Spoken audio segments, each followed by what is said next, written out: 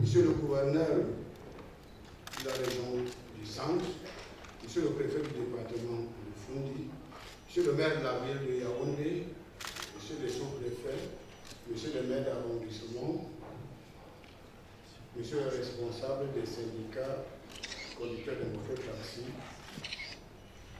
et camions, Mesdames et Messieurs, la très haute attention de Monsieur le Président de la République a été appelée sur les délits graves et les forfaits à répétition enregistrés de plus en plus dans le secteur des mototaxis. En effet, au cours des seuls mois d'août et septembre 2023, plus de 700 cas d'agression, 200 cas de viol, 110 cas de détournement d'itinéraire et 930 cas d'accidents graves, dont certaines victimes seront des handicapés à vie, ont été signalés dans le secteur de mototaxi. Il convient de rappeler ici que l'activité de mototaxi est régie par le décret numéro 2008/3447 PM du 31 décembre 2008, fixant les conditions et les modalités d'exploitation des motocycles à titre onéreux. Celui-ci énumère les pièces exigibles pour exercer ce métier. Comptant sur la bonne foi des conducteurs de mototaxi, les autorités administratives ont toujours fait preuve d'une tolérance administrative dans le souci de laisser du temps à ces derniers en vue de se conformer au décret du Premier ministre chef du gouvernement.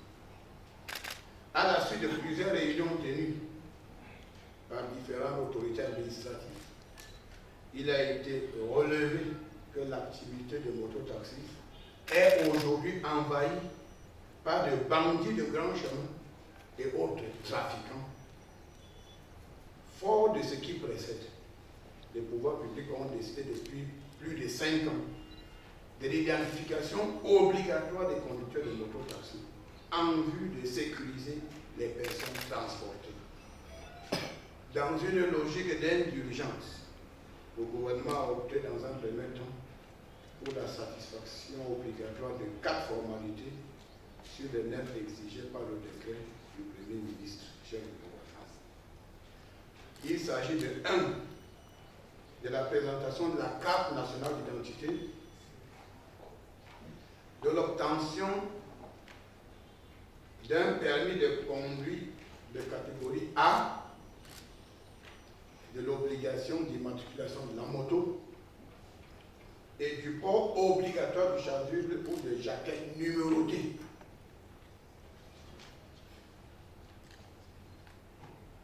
Face à cette bonne disposition du gouvernement, les bandits de grands chemins et autres trafiquants sur le véhicule évoqués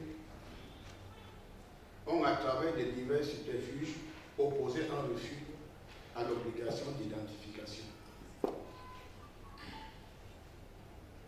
C'est pour cette raison que nous avons invité ce jour les syndicats de mototaxi pour les mettre face à leurs responsabilités en disant clairement que la récréation est terminée.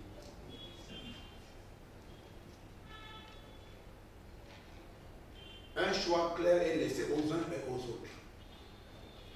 Soit on choisit de se faire identifier et on exerce ce métier, soit on décide de ne pas se faire identifier et on arrête ce faisant l'exercice de ce métier.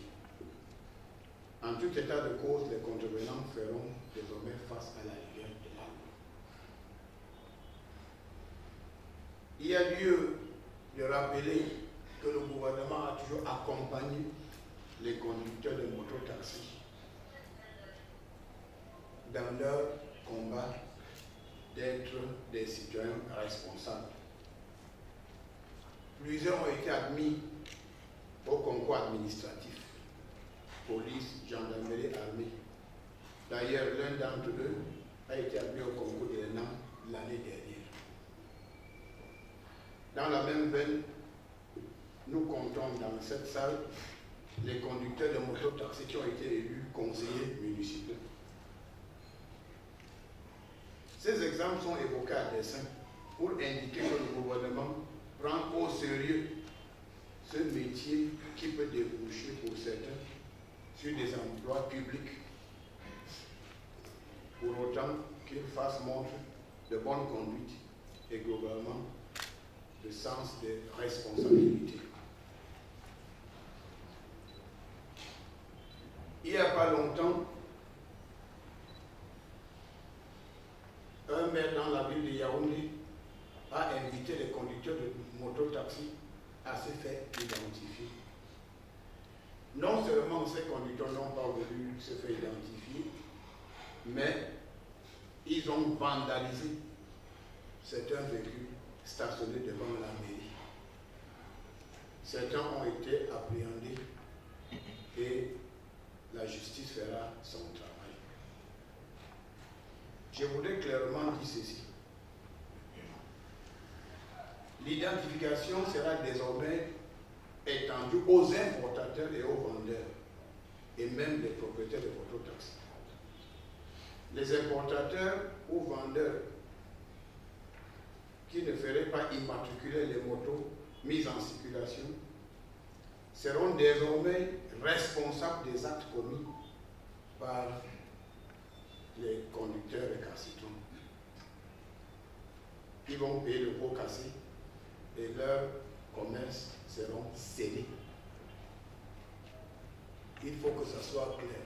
Pour acheter une moto, le vendeur doit prendre l'engagement d'immatriculer et d'identifier l'acheteur. Et si ce n'est pas fait de cette manière, c'est lui qui sera responsable en cas de forfait. On va parler maintenant des camions qui transportent le sable. S'agissant des camionneurs qui transportent le sable, l'attention du ministère a été attirée la semaine dernière sur des faits extrêmement graves. Évoquant le prétexte fallacieux d'une taxe exorbitante, les camionneurs ont décidé de bloquer la route au lieu dit Olembe. Après avoir bloqué la route, les chauffeurs ont disparu dans la nature, mettant en difficulté les usagers. Il a fallu plus de 2 heures, voire 3 heures aux autorités administratives et les forces de maintien de l'ordre pour retrouver les chauffeurs disparus dans la nature et rétablir la circulation. Face à ces comportements irresponsables, je tiens à faire quelques rappels historiques sur la conduite éclairée de son Excellence Paul Biya, président de la République, chef de l'État. Le Cameroun, depuis 1982, est un pays de liberté et un État de droit. En 1983, le chef de l'État, son Excellence Paul Biya, alors qu'on ne parlait pas encore du soi-disant Banque de l'Est, avait dit lui-même, je cite le président, personne n'a besoin de prendre le chemin du maquis pour exprimer ses idées. En 1990, le chef d'État, son Excellence Paul Biya, a volontairement abrogé les lois d'exception pour accorder davantage de liberté aux Camerounais. Donc je pense que nous devons tous faire bon usage de cette liberté. Car la liberté ne signifie pas l'anarchie. Et là où s'arrête ma liberté, c'est là où commence celle de mon voisin. Il faut intégrer ça dans sa pensée. Nul n'a le droit de se faire justice.